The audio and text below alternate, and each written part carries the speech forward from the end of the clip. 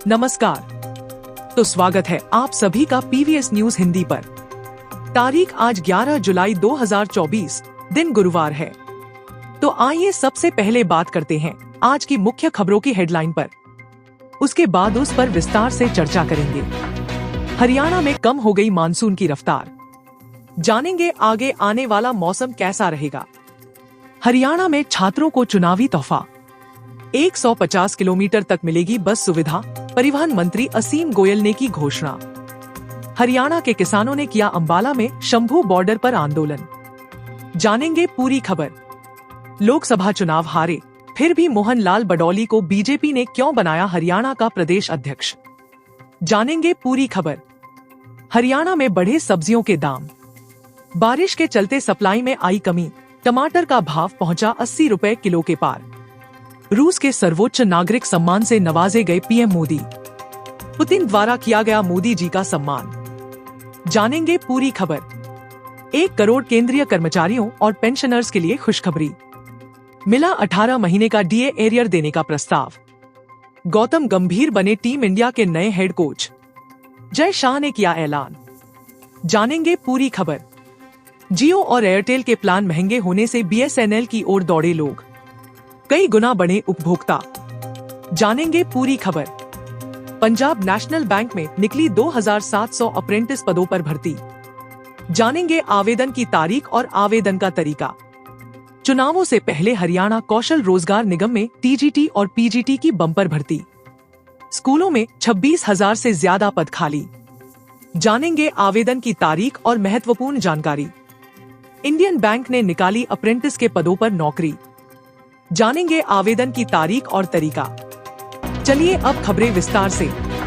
उससे पहले अगर आपने अभी तक वीडियो को लाइक नहीं किया है तो लाइक कर दीजिए और चैनल को सब्सक्राइब कर दीजिए। हरियाणा में मानसून की रफ्तार धीमी पड़ गई है। मंगलवार को प्रदेश के 4 जिलों में झमाझम बारिश के आसार हैं। इसके अलावा 30 से 40 किलोमीटर प्रति घंटे की रफ्तार से हवाएं चलने की संभावना है। अगले 3 दिन तक अन्य जिलों में तापमान में बढ़ोतरी होने के आसार हैं। मौसम विभाग के मुताबिक कैथल, कुरुक्षेत्र, अंबाला में गरज और चमक के साथ हवाएं चलेंगी। बाकी 18 जिलों में तापमान में इजाफा होगा। इससे हवा में मौजूद नमी उमस को बढ़ाने का काम करेगी। इस दौरान दिन के तापमान में बढ़ोतरी और रात का तापमान सामान्य रहने की संभावना है। 12 जुलाई तक मानसून की गतिविधियों में कमी आने के आसार हैं। इसका कारण हवाओं की दिशा में बदलाव है। अब तक मानसून की बात करें तो हिसार, सिरसा, मेवात, महेंद्रगढ़ और रेवाड़ी में सामान्य से अधिक बारिश हुई है। पिछले 2 दिनों में इन जिलों में अच्छी बारिश हुई है। शेष जिलों में बूंदाबांदी हुई, लेकिन अब अधिकांश जिलों में मौसम पूरी तरह साफ रहने की उम्मीद है। 12 तारीख से फिर सक्रिय होगा मानसून। चलिए बात करते हैं अगली खबर पर। विधानसभा चुनावों से ऐन पहले हरियाणा सरकार ने छात्रों को तोहफा दिया है। राज्य के परिवहन मंत्री असीम गोयल ने घोषणा की है कि प्रदेश के सरकारी एवं मान्यता प्राप्त शैक्षणिक संस्थानों में पढ़ने वाले सभी छात्रों के लिए अब बस पास की सुविधा को 60 किलोमीटर से बढ़ाकर 150 किलोमीटर कर दिया गया है। ऐसे स्कूल कॉलेज संस्थानों में पढ़ने वाले राज्य के सभी छात्रों को रियायती बस पास जारी किए जाएंगे, जो संस्थान राज्य सरकार द्वारा मान्यता प्राप्त हैं या राज्य के किसी भी विश्वविद्यालय या बोर्ड से संबद्ध हैं। सरकार के इस निर्णय से प्रदेश भर के लाखों छात्र लाभान्वित होंगे। इस निर्णय को छात्रों के हित में लिया गया एक बहुत बड़ा फैसला माना जा रहा है। चलिए बात करते हैं अगली खबर पर। हरियाणा के अंबाला में शंभू बॉर्डर में चल रहे किसान आंदोलन को लेकर बड़ी खबर है। पंजाब एवं हरियाणा हाईकोर्ट ने बड़ा आदेश जारी किया है। हाईकोर्ट ने हरियाणा सरकार को बॉर्डर से बैरिकेड हटाने के आदेश दिए हैं। ऐसे में अब चंडीगढ़ दिल्ली नेशनल हाईवे खुल जाएगा। जानकारी के अनुसार 5 महीने से हरियाणा के शंभू बॉर्डर पर पंजाब की तरफ किसान धरना दे रहे हैं।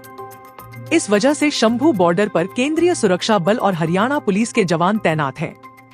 यहाँ पर दिल्ली चंडीगढ़ नेशनल हाईवे का कुछ हिस्सा बंद है। इस वजह से अंबाला में कारोबार को असर पड़ रहा है।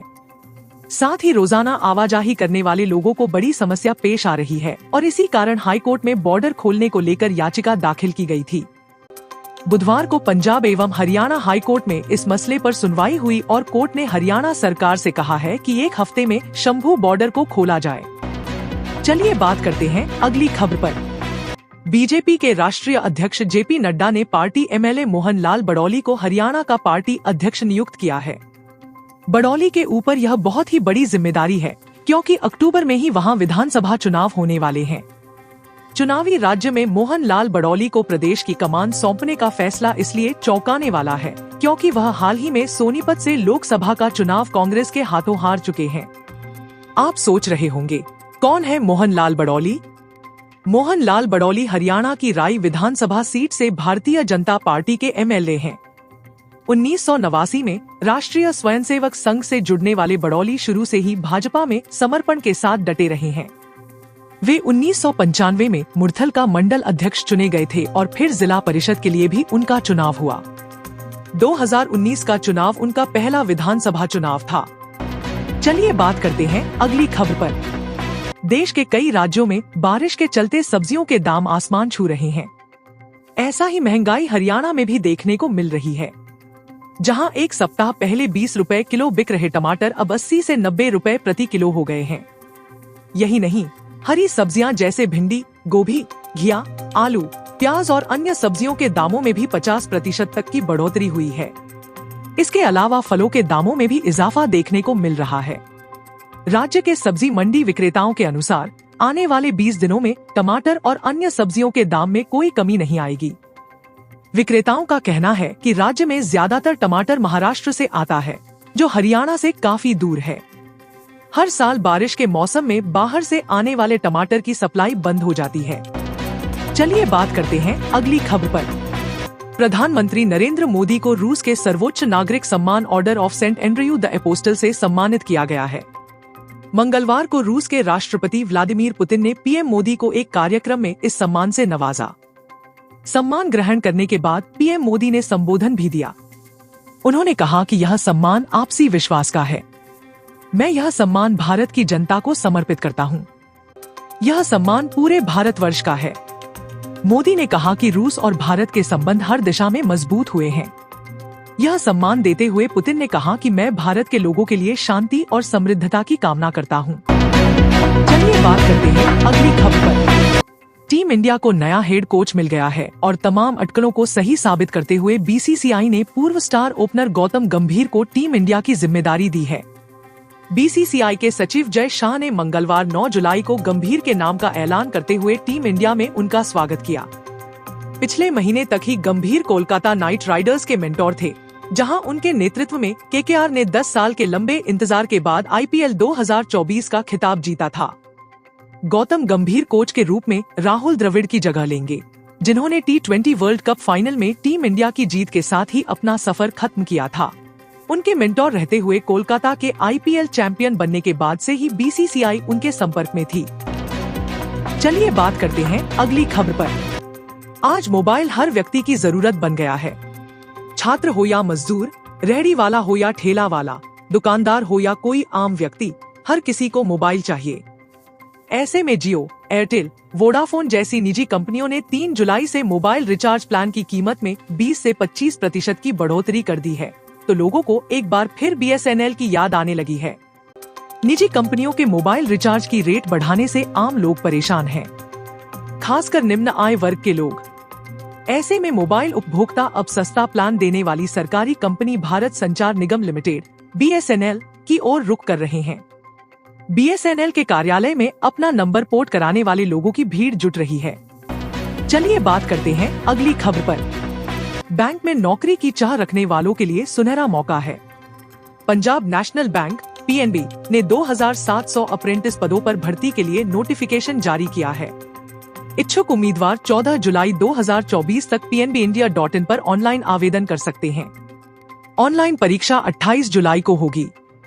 आवेदन शुल्क सामान्य ओबीसी के लिए 944 रुपए, SC/ST महिलाओं के लिए 708 रुपए और PWBD के लिए 472 रुपए है।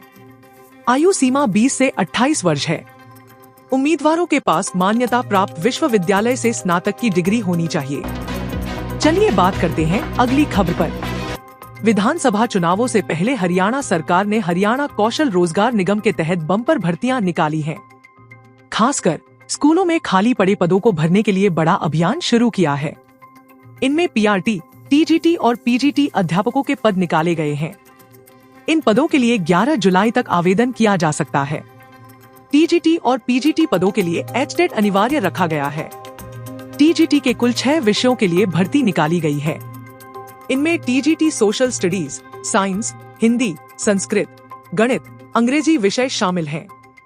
पीजीटी में कुल 8 विषय बायोलॉजी, कॉमर्स, संस्कृत, गणित, अर्थशास्त्र, राजनीतिक विज्ञान और हिंदी के लिए अध्यापकों से आवेदन मांगे गए हैं। चलिए बात करते हैं अगली खबर पर। बैंकिंग के क्षेत्र में करियर बनाने की चाह रखने वालों के लिए जरूरी खबर है। दरअसल इंडियन बैंक ने अप्रेंटिस पदों पर भर्ती के लिए योग्य उम्मीदवारों से आवेदन आमंत्रित किए हैं। योग्य उम्मीदवार इंडियन बैंक की आधिकारिक वेबसाइट indianbank.in के माध्यम से ऑनलाइन आवेदन कर सकते हैं। इस भर्ती अभियान के तहत संगठन में 1500 अप्रेंटिस पदों को भरा जाएगा। पंजीकरण प्रक्रिया शुरू हो चुकी है और 31 जुलाई 2024 को बंद होगी।